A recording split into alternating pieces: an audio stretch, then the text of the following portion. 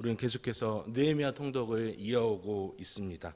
우리가 어제 본 느헤미야 처음부터 4장까지의 말씀은 성벽 재건의 역사를 회방놓는 외부적인 세력에 대한 것들이었습니다. 물론 그 전에 느헤미야의 사명, 느헤미야가 이제 그 왕의 허락을 받고서 이 땅에 다시 돌아온 것부터 시작을 했죠. 오늘 이제 5장 말씀은요, 외부적인 요인이 아니라 성벽 재건 역사를 방해하는 요인들 중에 내부적인 내용을 다루고 있는 5장의 내용입니다. 제가 이 5장을 확 압축하면서 생각난 어떤 기사 헤드라인이 있었습니다. 보세요. 대충 우리 본문을 읽으셨으니까 분위기를 아시겠죠. 기사의 헤드라인이 이와 같았습니다. 헤드라인인가? 제목이었나? 이 나라에 세금이 부족한 것도 아니고 돈도 부족한 것도 아니고 중간에서 떼먹는 사람 때문에 나라가 이 모양이다 하는 어떤 그 한 줄이었습니다. 댓글이었던 것 같습니다. 이스라엘 사정이 딱 이랬던 것 같습니다. 이스라엘 백성들 안에 부자들이 가난한 자들에게 굉장히 높은 이자를 받음으로 가난한 사람들이 먹고 살기 힘들어진 거예요. 그렇기 때문에 메인 프로젝트였던 성벽 재건, 그것이 힘을 받지 못하는 상황인 것이죠. 그래서 느헤미야를 찾아와서 호소하고 느헤미야가 이제 지도력을 발휘하게 되는 내용이 바로 오늘 5장의 내용입니다. 본문을 바로 들어가면은 그 시점이 바로 나옵니다. 5장 1절, 그때에 백성들이 그들의 아내와 함께 크게 부르짖어. 네, 성벽을 재건하고 있을 바로 그 당시입니다. 그들의 형제인 유다 사람을 원망하는 이들의 모습이 있었던 겁니다.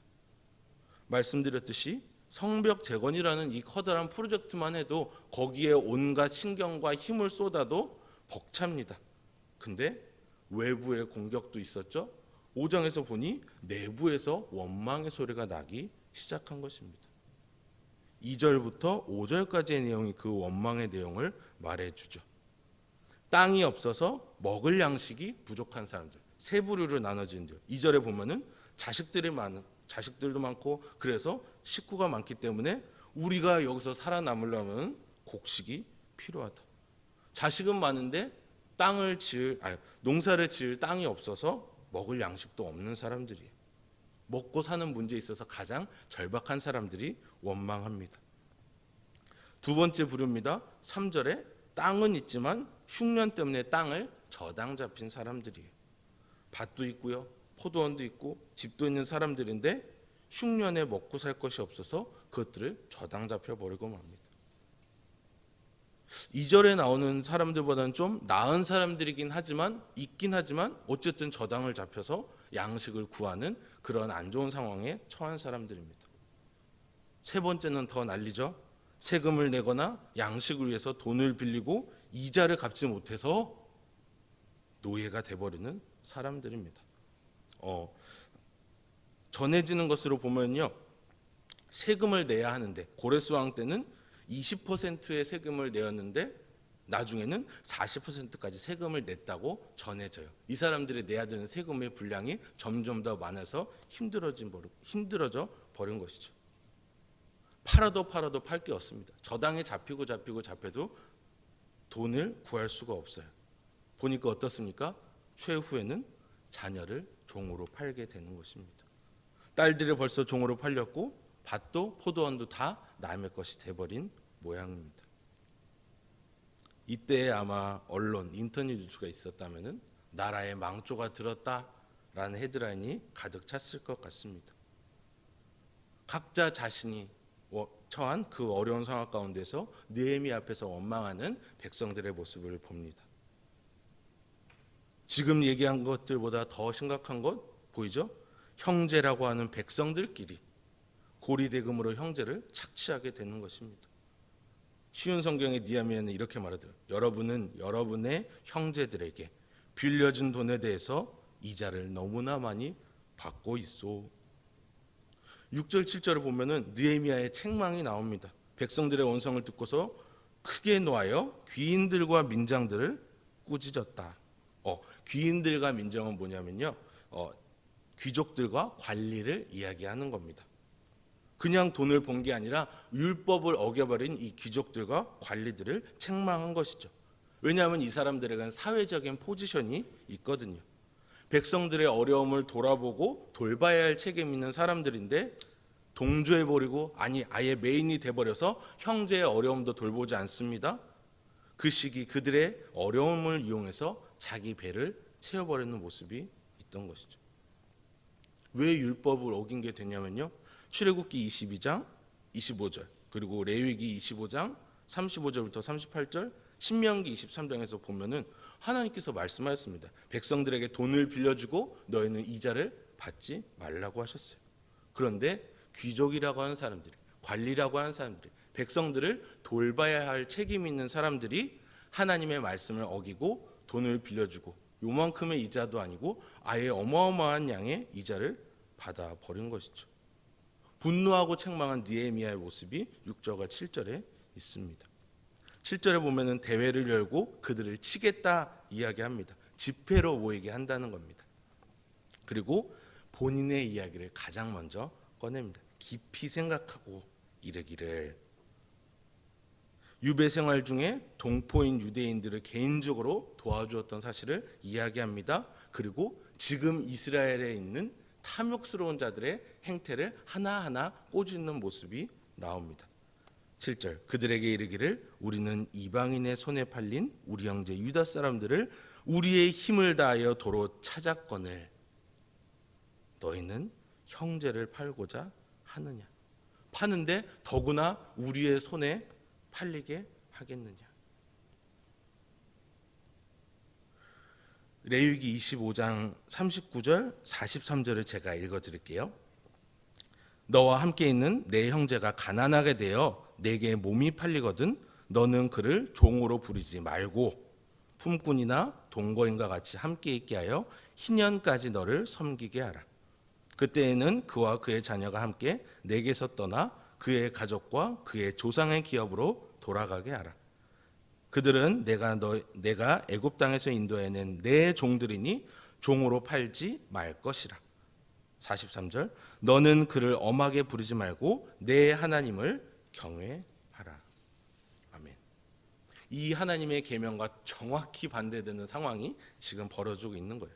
동포를 노예로 파는 겁니다. 하나님께서도 이를 책망하셨겠죠. 비도덕적입니다. 비윤리적인 행위가 그 물질의 풍요를 갈망하는 사람들 때문에 이렇게 이루어지고 있는 거죠. 애국과 바벨론의 포로가 되었던 그들을 구원해내신 하나님의 은혜를 무시한 행위입니다. 멸시한 행위가 돼버린 것이죠.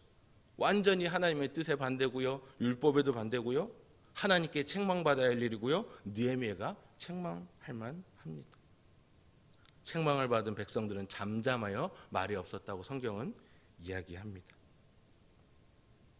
느헤미야는 백성들을 책망한 후에 그들이 이제 하나님을 경외하는 삶을 살 것을 강력하게 권면을 합니다. 9절 11절을 눈으로 보십시오. 너희의 소행이 좋지 못하다. 우리의 대적 이방 사람의 비방을 너희가 생각했으면 좋겠다.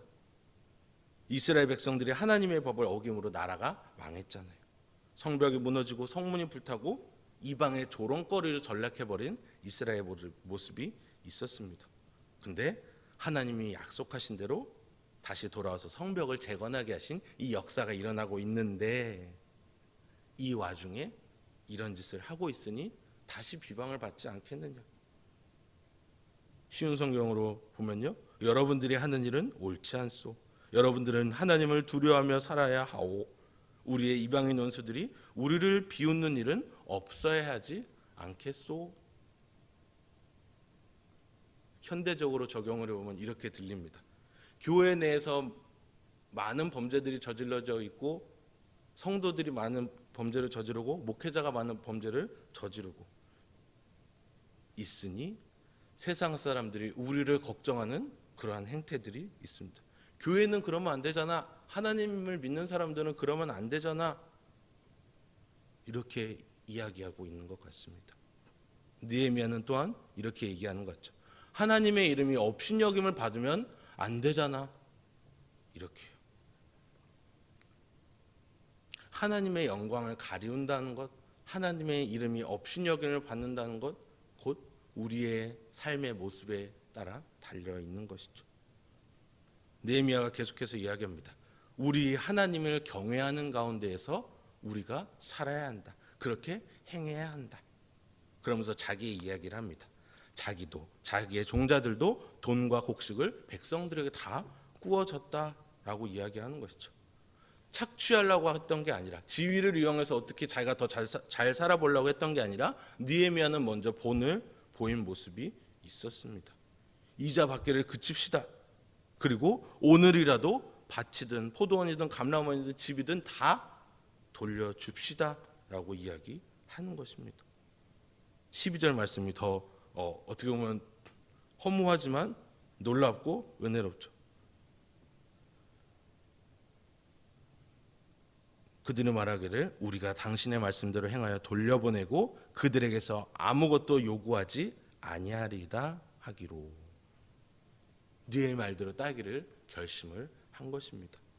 이 베이스는 뭐였습니까? 느헤미야의 하나님을 경외함 가운데서 나온 느헤미야의 권면이었고요. 느헤미야가 이제 제사장들을 불러서 그 말에 맹세하도록 이야기합니다. 그리고 13절에 보면은 자기 옷자락을 떨치면서 이 말대로 행하지 않는 사람은 여기 떨어지는 먼지와 같이 하나님이 너희를 모두 다 떨쳐 버릴 것이다 라고 말씀합니다. 동족끼리 고리대금업을 하고 빚을 갚지 못하면 다 그 소유를 빼앗아 버리고 자녀들마저도 종을 삼아버리는 이 행위는 율법에 금하고 있는 것이니 너희가 이와 같이 될 수도, 이렇게 먼지처럼 돼버릴 수도 있을 것이다 말하는 것입니다. 너희는 하나님의 자비를 잃어버리지 말아라. 하나님의 자비를 잃어버린 자들은 이스라엘이라는 하나님의 그 자비의 공동체에 대한 그 내부의 방해자들입니다. 이런 자들은 다 탁탁탁탁 먼지처럼 다 날아가 버릴 수도 있다는 것을 이야기하는 것입니다. 제가 신대원 입시 준비를 하면서 입시생들이 함께 모여서 성경 공부하는 그 스터디 그룹이 있었습니다. 에베네셀이라는 그룹이에요. 거기 이제 다른 교단을 들어가기 위해서 성경 공부, 영어 공부, 국어 공부, 논술 공부를 함께하는 그 성경 스터디 모임이었는데 슬로건은 이거였습니다. 거저 주었으니 거저 받았으니 거저 주라. 에베네셀 밑에 싹 써 있고, 뭐냐면요, 저희는 그렇게 모여서 간식 먹고 밥 먹고 뭐 프린트물 하고 하면서도 어느 것 하나 그 전도사님들에게 돈을 요구하지 않은 거. 회비가 얼마 있어야 되고 인쇄비 내셔야 되고 간식비 내셔야 되고 하는 게 아무것도 없었어요. 신대원에 합격하신 전도사님들이 와서 가르치는 거예요. 아무런 보수 없이 여러분 구약에서는 이러이러한 부분들이 중요해서 시험에 많이 나올 겁니다. 근데 이 묵상의 내용이 더 중요합니다 하면서 월요일 날 시간을 내 가지고 와서 강의를 해주시는 거예요. 1학년 전도사님들이 와가지고 합격한 분들이. 우리는 수험생이었던 제 입장에서는 너무너무 감사하더라고요. 근데 항상 그 쪽지 시험 볼 때마다 있었던 그 단어가 생각이 납니다. 거저 받았으니 거저 주라. 오늘 말씀을 보니 그 내용이 가장 먼저 생각이 났습니다. 우리는 어떠한 사람들인가? 우리도 거저 받은 자들이죠. 우리가 받은 사랑도 어떤 조건 때문에 이 사람이 나한테 얼만큼 해주는 만큼 나도 그만큼 해줄 거야. 그런 마음을 가져서는 안 되는 것이죠. 여기 있었던 그 동포라고 이야기하는 유대의 사람들의 모습도 마찬가지입니다. 저 사람이 나한테 이만큼 줘야지가 아니라 거기서 더 받아가지고 자기의 부를 축적하는 모습이 있지 않습니까?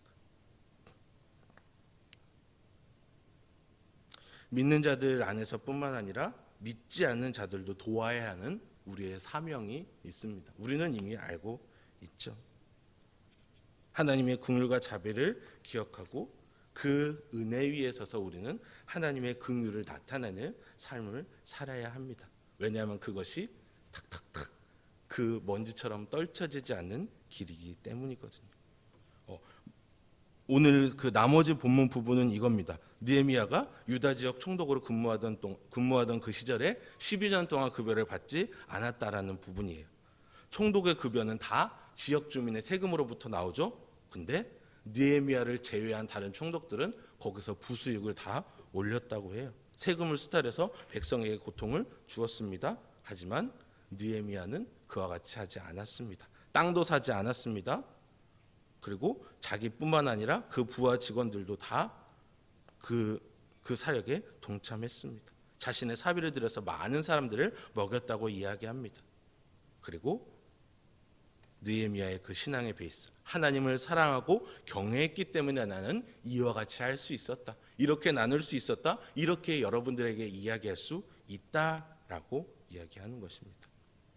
어떻습니까? 지난주까지 우리가 들었었던 20일 넘도록 공동체에게 주신, 우리 개인에 주신 청지기적 삶, 그 실천이 여기에 나오는 것을 우리가 보는 것이죠.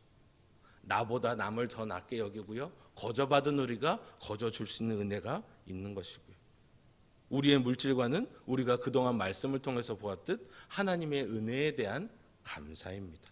그리고 공동체를 통하여 일하시는 하나님의 역사를 보는 것입니다. 지체를 나보다 낮게 여기는 것이고요, 내 것이 없는 관리자의 삶, 청지기의 삶을 살아가는 것입니다.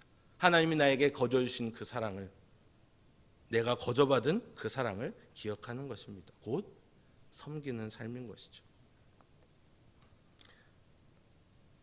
느헤미야도 우리한테는 좀 먼데요, 너무 기간이 긴데요, 그 사람도 사람인지라 부족함은 있지 않았을까요?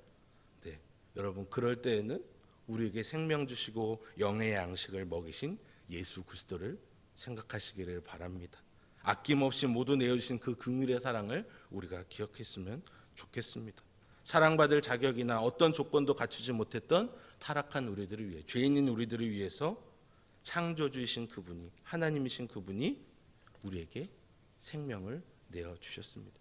거저 주셨고 값으로 사신 바 되셨다 하지만 정말 어마어마한 가격으로 우리의 생명을 사지 않으셨습니까?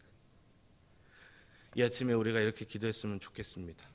우리를 값으로 사신 주님, 귀한 생명 우리에게 주신 바대로 우리도 그 귀한 생명들을 돌보는 자들이 되게 하여 주시옵소서.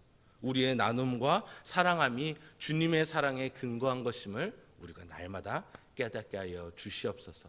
하나님을 사랑하고 경외함으로 모든 일에 본을 보이는 삶을 살게 하여 주시옵소서. 섬기는 삶을 우리가 살아가게 하여 주시옵소서. 그리스도의 이름을 우리 마음에 새기고 나아가는 우리 교회가 되게 하여 주시옵소서. 이렇게 기도했으면 좋겠습니다. 기도하겠습니다.